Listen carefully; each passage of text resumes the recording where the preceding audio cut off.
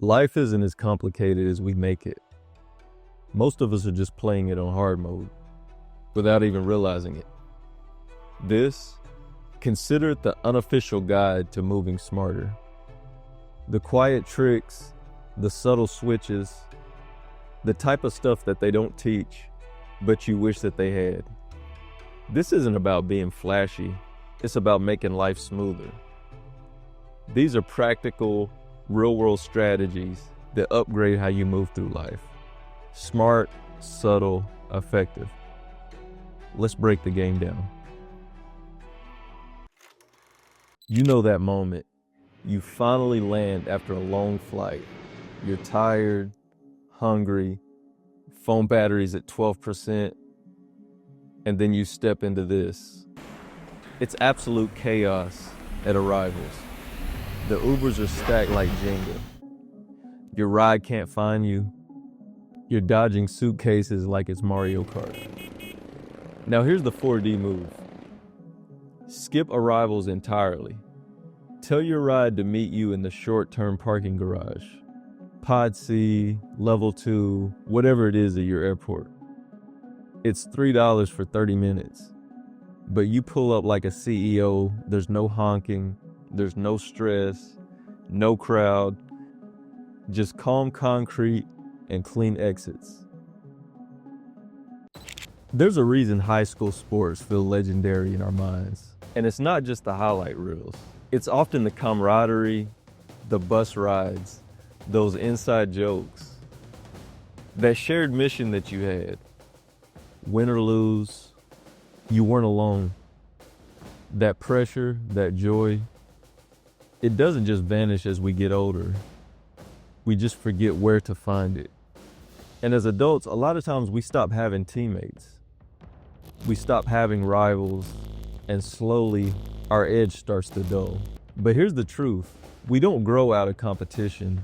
We just stop designing it. Rec league sports, a book club that tracks how many pages they finish, step count duels with friends, even grilling competitions at the family cookout. Whatever it is, give yourself something to chase, something to compete with. We weren't meant to grow out of competition. We were meant to evolve it. And healthy rivalry isn't childish, it's jet fuel. It isn't just about the winning, it's about showing up for someone who shows up for you. Some commitments sound great in theory. Dinner plans a week out, a networking event you barely want to attend, that early morning meeting you agreed to when you felt guilty and you weren't energized. What felt like a yes back then now feels like a trap. That's where this test comes in. Ask yourself, would I still say yes if this were happening tomorrow? It's simple, but ruthless. It can act as a filter to quickly eliminate things that you don't want to do down the road. Because it cuts through all of the performative yeses, the guilt, the FOMO, the over-explaining. It gets you out of your head and back into your gut. Would you do it tomorrow? If not, you probably shouldn't commit to it next week either. This isn't about saying no to everything. It's about saying yes from the right place. Real alignment doesn't feel rushed. It feels clear. And the clarity, that's a luxury that most people skip. No angry complaint, no refund demand, just a simple thank you. And 2 days later, a care package shows up at your door.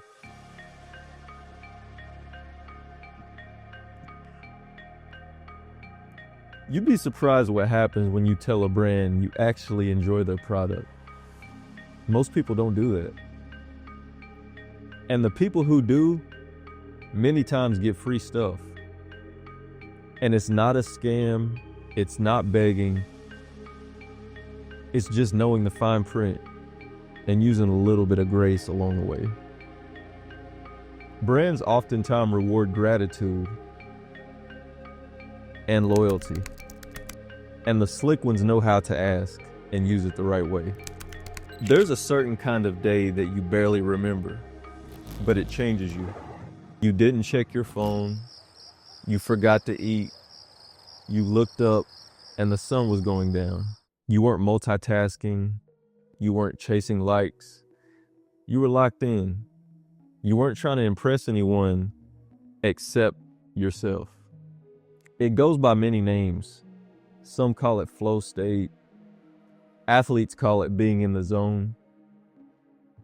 You know the feeling. When time stretches, your body knows what to do before your mind can speak. Every pass, every move, it's automatic. It's not hype, it's harmony.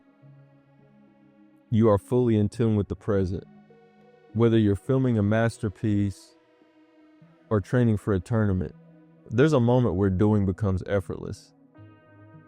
That's the zone. And here's the truth. Most people chase attention.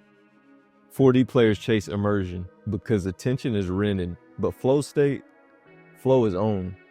You don't need a standing ovation. You need that moment where you disappear into your craft. No noise, no applause. You're just living in the present. Imagine what great things could be accomplished if you were hyper-focused and operating in that zone when you're doing your work or working on that passion project or getting better in that sport or trying to level up in your career. If we actively chased working within this frame, the possibilities would be endless. You know the kind of story people lean in to hear? The kind that starts with, wait, you do what every year? Well, once a year, do something worth remembering, but not just by you, but by the people who know you. It doesn't have to be something extreme. It just has to echo down the road. Over time, small traditions become your signature. That trip to a remote location, that event that you're attending for the first time, whatever it is. Because here's what most people never realize. Trying new things and stepping out of your comfort zone often becomes your identity. Tradition becomes mythology. And one quiet habit can outlive even your loudest achievements.